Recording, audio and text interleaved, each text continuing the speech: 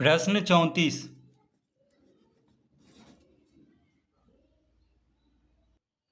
सिद्ध करें कि एक समकोण त्रिभुज में कर्ण का मध्य बिंदु तीनों शीर्ष से समदूरस्थ हैं।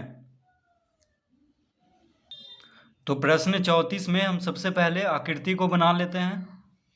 तो कह रहा है एक समकोण त्रिभुज में, तो एक समकोण त्रिभुज को सबसे पहले हम बना लेंगे। एक समकोण त्रिभुज में कर्ण का मध्य बिंदु, अब देखिए ये मान लेते हैं कि ABC क्या है, एक समकोण त्रिभुज है, ठीक है। तो समकोण त्रिभुज में क्या होता है, एक कोण 90 डिग्री होता है, तो कोण B यहाँ पे 90 डिग्री है। तो समकोण के सामने वाला भुजा को कर्ण कहते हैं। तो AC क्या है, यहाँ पे कर्ण है। AC क्या है, कर्ण है। तो कह रहा है कि सिद्ध करें कि एक समकोण त्रिभुज में कर्ण का मध्य बिंदु, मान लेते हैं यहाँ पे मध्य बिंदु है, ठीक है, इसको हम D लिख देते हैं। तो D क्या है, कर्ण का मध्य बिंदु है, मान लेते हैं कि D कर्ण का मध्य बिंदु है। तो कह रहा है कि एक समकोण त्रिभुज में कर्ण का मध्य बिंदु तीनों शीर्ष से यानी A से, तो AD और DC तो बराबर है ही, देखिए शीर्ष A से तो बराबर दूरी पे है और शीर्ष C से, तीनों शीर्ष से समदूरस्थ है, यानी B से भी उतना ही दूरी पे है, ठीक है। तो B से D को मिला देते हैं। तो हमें क्या सिद्ध करना है, सिद्ध करना है कि AD, BD और DC बराबर है। तो AD और DC तो बराबर हो ही गया, क्योंकि D क्या है, मध्य बिंदु है। तो AD और DC तो बराबर हो ही गया है, बराबर है ही, बस BD को भी बराबर कर देना है इन दोनों के। तो BD बराबर AD बराबर DC, ये हमें सिद्ध करना है कि ये जो बिंदु है B से भी उतना ही दूरी पे है जितना कि C से है और A से है। तो इसको कैसे सिद्ध करेंगे, तो हम लिखेंगे सबसे पहले, माना ABC एक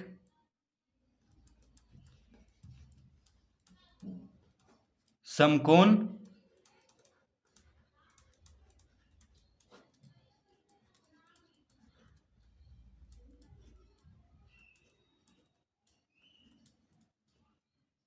त्रिभुज है जिसमें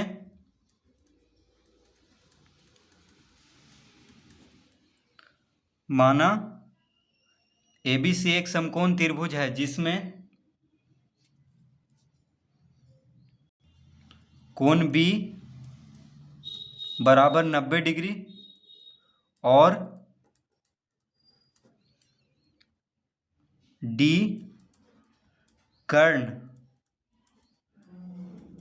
कर्ण AC का मध्य बिंदु है, मध्य बिंदु।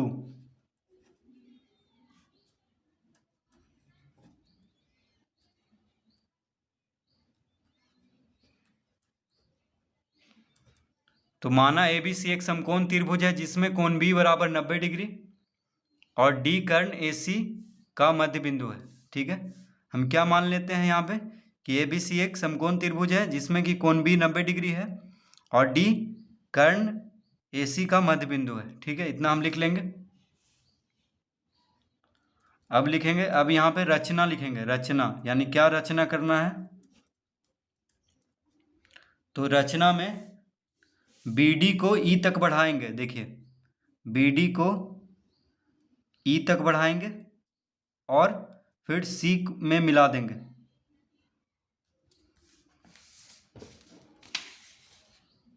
BD को D तक बढ़ाएंगे और C में मिला देंगे, इस तरह से।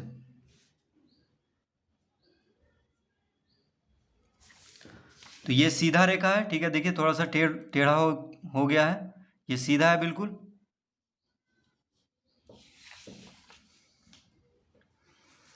तो क्या रचना करना है, BD को E तक बढ़ाना है ताकि BD और DE बराबर हो।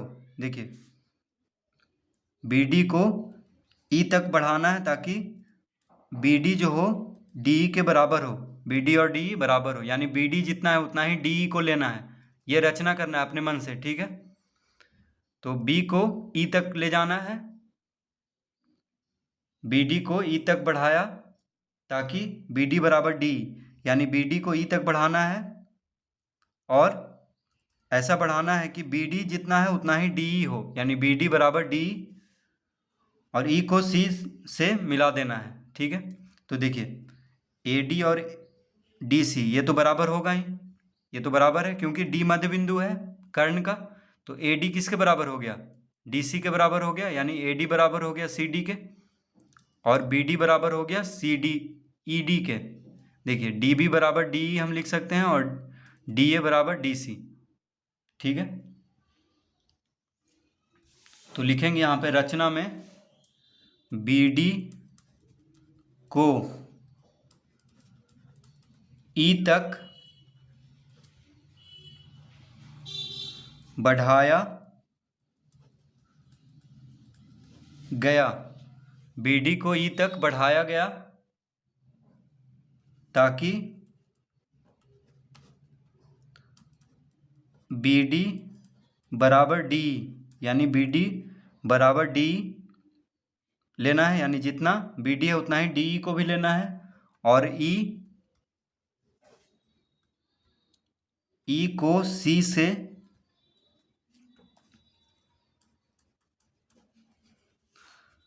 से मिलाया गया है।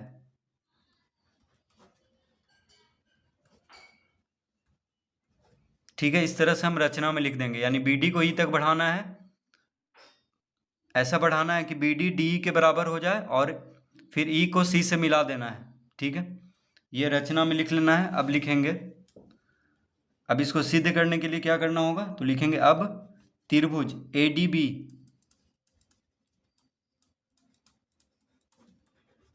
और त्रिभुज सी डी ई,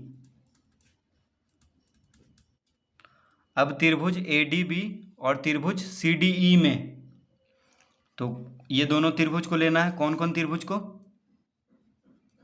तो ए डी बी, त्रिभुज ए डी बी, देखिए ए डी बी इस त्रिभुज को लेना है, देखिए ए डी बी इस त्रिभुज को लेना है और सी डी ई,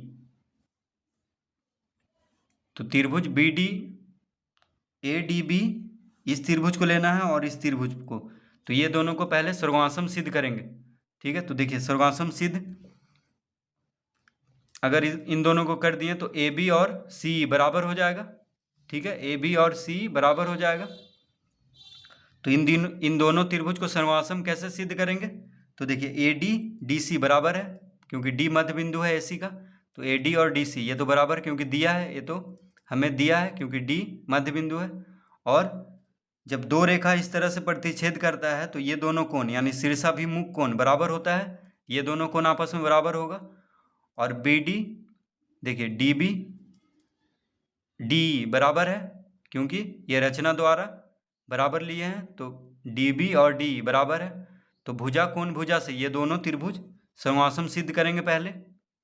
ठीक है, भुजा कोण भुजा से, तो लिखेंगे त्रिभुज ए डी बी और त्रिभुज सी डी ई में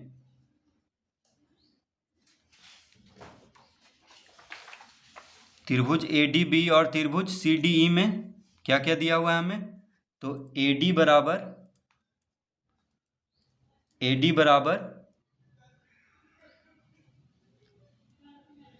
डी सी,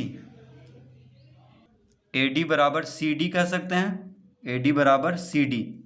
ठीक है, ये हमें दिया है क्योंकि डी मध्य बिंदु है एसी का, तो लिख देंगे दिया है ए डी बराबर सी डी। और कोण ए डी बी, कोण ए डी बी बराबर कोण सी डी ई, ये कौन सा कोण है, तो शीर्षाभिमुख कोण। कौन सा कोण है, तो शीर्षाभिमुख कोण है, ये शीर्षाभिमुख कोण बराबर होता है। ठीक है, तो यहाँ पे लिख देते हैं शीर्षाभिमुख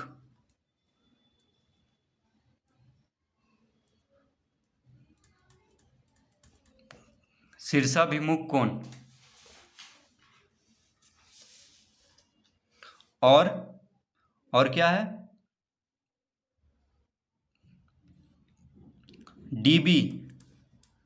डीबी बराबर डीई, डीबी बराबर डीई है ये रचना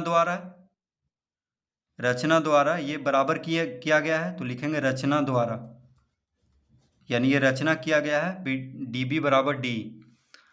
अब यहाँ पे ये दोनों त्रिभुज सर्वासम हो गया है भुजा कोण भुजा से। देखिए भुजा कोण भुजा, तो लिखेंगे अतः त्रिभुज ए डी बी सर्वासम त्रिभुज सी डी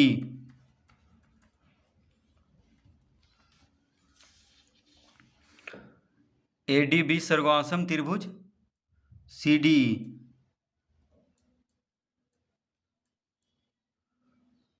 ठीक है, ये दोनों त्रिभुज क्या हो जाएगा, सर्वासम।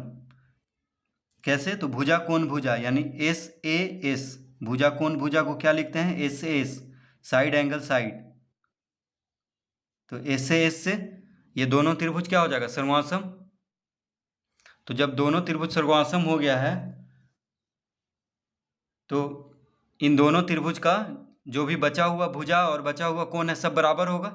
ठीक है, देखिए दो भुजा तो पहले ही बराबर हो गया है, तो एक और भुजा भी बराबर हो जाएगा और दोनों कोण भी बराबर हो जाएगा, तो तीनों भुजा और तीनों कोण बराबर हो जाएगा। अब जब दोनों त्रिभुज सर्वासम हो गया है तो हम लिखेंगे अतः ए बी बराबर सी, ए बी बराबर सी ई, ए बी बराबर सी ई, यानी ए बी सी ई के बराबर हो जाएगा इन दोनों त्रिभुज में। और कोण बी ए डी बराबर ई सी डी। देखिए कोण बी ए डी बराबर कोण ई सी डी, तो ये दोनों भुजा भी बराबर हो जाएगा और ये दोनों कोण भी बराबर हो जाएगा, तो सब चीज़ बराबर हो जाएगा। जब दोनों त्रिभुज समासम हो गया है तो तीनों कोण और तीनों भुजा बराबर हो जाएगा, लेकिन हम सबको नहीं लिखेंगे, यहाँ पे जो हमें ज़रूरत है उसी को लिखेंगे। तो ए बी बराबर सी लिख लिए और कोण बी ए डी बराबर कोण ई सी डी। तो इसको देख लेते हैं पहले। तो देखिए ये दोनों त्रिभुज सर्वासम हो गया है, तो ए बी और सी बराबर हम लिख लेंगे और कोण बी ए डी बराबर कोण ई सी डी। देखिए कोण बी ए डी यानी ये जो कोण है बी ए डी, ये जो कोण है किसके बराबर हो जाएगा, तो कोण ई सी डी के बराबर, इस कोण के बराबर। ठीक है, तो ये दोनों कोण देखिए एकांतर कोण बन रहा है यहाँ पे। ठीक है, ये दोनों कोण एकांतर कोण बन रहा है क्योंकि देखिए एक रेखा है और ये दोनों एकांतर कोण है, यानी एक रेखा के दो, एक इस तरफ है एक इस तरफ है, तो जब एकांतर कोण है तो ए बी सी के समानांतर होगा। ठीक है, एकांतर कोण से। ठीक है, क्योंकि जब दो समानांतर रेखा को एक तिर्यक रेखा प्रतिच्छेद करता है तो ये कोण और ये कोण क्या बनता है, एकांतर कोण। तो जब ये दोनों कोण बराबर है तो ए बी और सी क्या हो जाएगा, समानांतर, क्योंकि ये दोनों कोण क्या है, एकांतर कोण है, एक ही रेखा पे है। देखिए ए सी पे एक इस तरफ बन रहा है और एक इस तरफ बन रहा है। ठीक है, तो एकांतर कोण हुआ।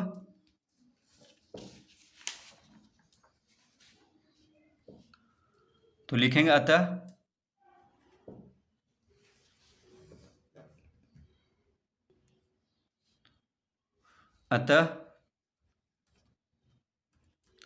ए बी समानांतर ई सी, ए बी समानांतर हो जाएगा ई सी के। क्यों होगा, तो लिखेंगे कोण बी ए डी बराबर कोण ई सी डी, एकांतर कोण से, एकांतर कोण से, क्योंकि कोण बी ए डी और कोण ई सी डी क्या है, एकांतर कोण है, इसीलिए ए बी समानांतर ई सी होगा। ए बी किसके समानांतर हो जाएगा, ई सी के, क्योंकि ये दोनों कोण क्या है, एकांतर कोण है। जब एकांतर कोण दोनों है तो ए बी समानांतर ई सी हो जाएगा। ठीक है, अब लिखेंगे लेकिन ए बी लंब है बी सी पर, लेकिन ए बी जो है लंब है बी सी पर, अतः क्यों, तो ए बी लंब है बी सी पर, क्योंकि कोण ए बी सी क्या है, कोण ए बी सी बराबर 90 डिग्री है। तो जब कोण ए बी सी 90 डिग्री है तो देखिए कोण ए बी सी 90 डिग्री है, इसीलिए ए बी क्या होगा, लंब है बी सी पर। ठीक है, क्योंकि 90 डिग्री का कोण बना रहा है कोण ए बी सी।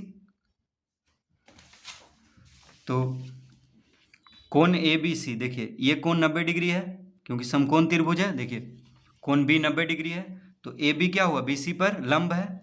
90 डिग्री है, 90 डिग्री बन रहा है, तो ए बी क्या हुआ, बी सी पर लंब हो गया। अब जब ए बी समानांतर है इसी के, तो इसी भी लंब हो जाएगा बी सी पर, यानी यहाँ पे भी 90 डिग्री का कोण बनेगा, क्योंकि ए बी जो है इसी के समानांतर है। ठीक है, तो जब ये 90 डिग्री है तो ये भी 90 डिग्री होगा। तो लिखेंगे लेकिन ए बी लंब है बी सी पर, अतः ईसी लंब होगा, ईसी भी लंब होगा बी सी पर। ठीक है, क्योंकि ए बी समानांतर ईसी, ए बी समानांतर ईसी है, इसीलिए जब ए बी बी सी पर लंब है तो ईसी भी समानांतर होगा बी सी पे, ईसी भी लंब होगा बी सी पे। माफ कीजिए, ये लंब का इस तरह से चिन्ह देते हैं। तो ए बी जब बी सी पर लंब है और ए बी समानांतर है ईसी के, तो ईसी भी बी सी पे लंब होगा। ठीक है, जैसे A B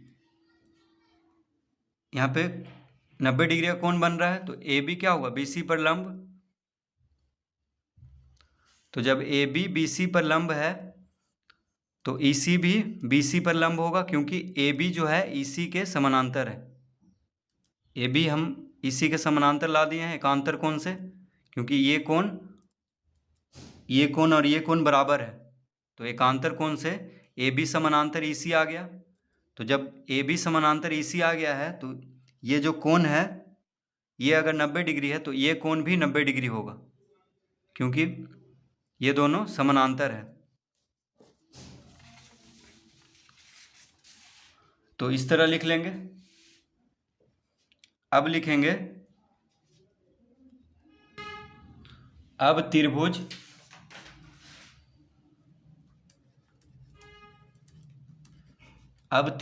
A B C और त्रिभुज ई सी बी में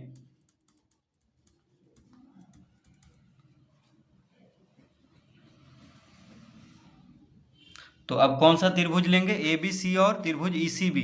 तो देखिए त्रिभुज ए बी सी, ये बड़ा वाला त्रिभुज लेंगे, त्रिभुज ए बी सी। ठीक है, और त्रिभुज ई सी बी लेंगे। अब ये दोनों त्रिभुज को सर्वासम सिद्ध करेंगे। त्रिभुज ए बी सी, देखिए ये त्रिभुज, और त्रिभुज ई सी बी यानी ये त्रिभुज। तो त्रिभुज ए बी सी और ई सी बी में क्या लिखेंगे, ए बी बराबर ई सी, ए बी बराबर ई सी। तो ए बी बराबर ई सी हम लाए हैं ऊपर में,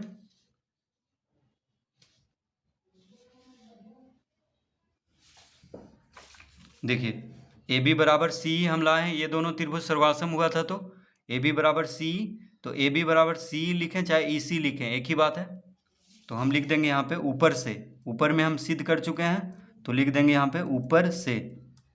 तो इन दोनों त्रिभुज में ए बी ई सी के बराबर है, और कोण ए बी सी, कोण ए बी सी बराबर कोण ई सी बी बराबर 90 डिग्री। तो कोण ए बी सी और कोण ई सी बी क्या है, 90 डिग्री है। तो ए बी जब बी सी पे लंब है तो ई सी भी बी सी पे लंब होगा, क्योंकि ए बी समानांतर है ई सी के। ठीक है, और अतः कोण, देखिए यहाँ पे लिख देंगे कोण ए बी सी बराबर हो जाएगा कोण ई सी बी के बराबर 90 डिग्री, क्योंकि दोनों लंब है बी सी पर, तो दोनों 90 डिग्री कोण के बराबर हो जाएगा। ठीक है, तो इसको हम यहाँ पे लिख देंगे। देखिए, तो कोण ए बी सी कोण ई सी बी के बराबर हो जाएगा, यानी कोण ए बी सी, देखिए ये जो कोण है ए बी सी कोण ई सी बी के बराबर हो जाएगा। ठीक है, दोनों 90 डिग्री, क्योंकि ए बी बी सी पे लंब है और ई सी भी बी सी पे लंब है।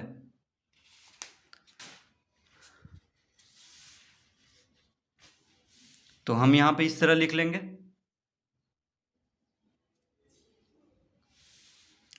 तो कोण ए बी सी बराबर कोण ई सी बी, ये दोनों त्रिभुज में, क्योंकि दोनों 90 डिग्री के बराबर है तो यहाँ पे भी लिख देंगे ऊपर से।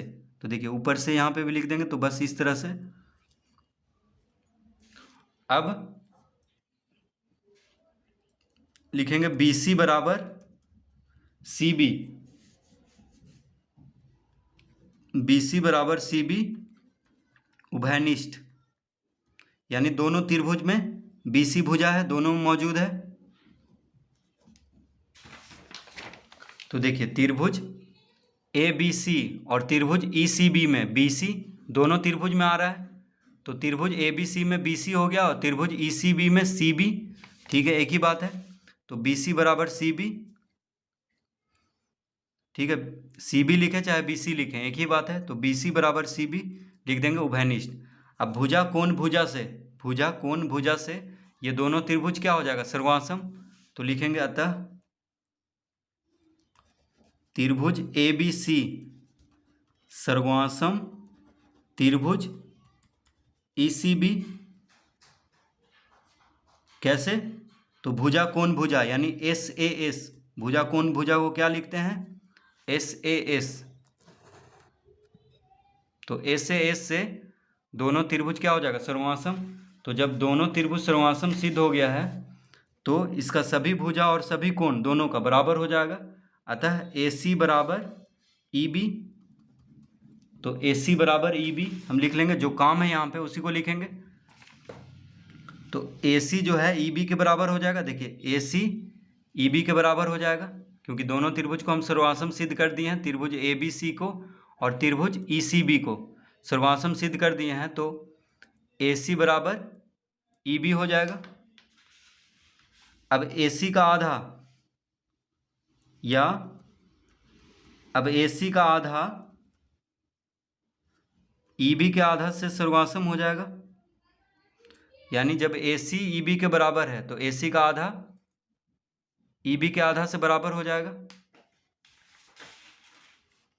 तो ए सी का आधा को हम लिख सकते हैं ए डी, देखिए ए सी को आधा को हम ए डी लिख सकते हैं क्योंकि डी मध्य बिंदु है, तो ए सी के आधा को ए डी लिख सकते हैं, तो हम यहाँ पे ए डी लिख लेंगे।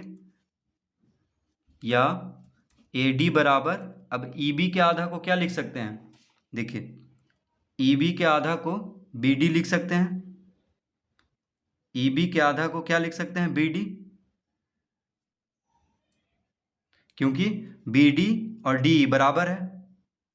ठीक है, ये हम रचना द्वारा लिए थे, बी डी और डी बराबर है, तो डी मध्य बिंदु हो गया बी का, तो हम बी के आधा को बी डी लिख सकते हैं। ठीक है, कोई दिक्कत नहीं है, तो हम ए डी बराबर बी डी लिख लेंगे, ए डी बराबर बी डी। अतः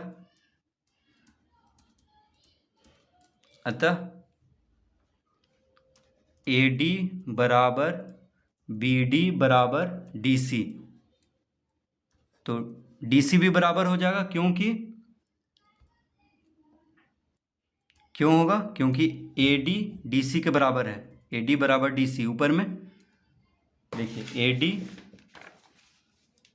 डी डी सी के बराबर है। ठीक है, ये दिया हुआ है क्योंकि डी मध्य बिंदु है, ये तो प्रश्न में ही दिया है, ए डी बराबर डी सी।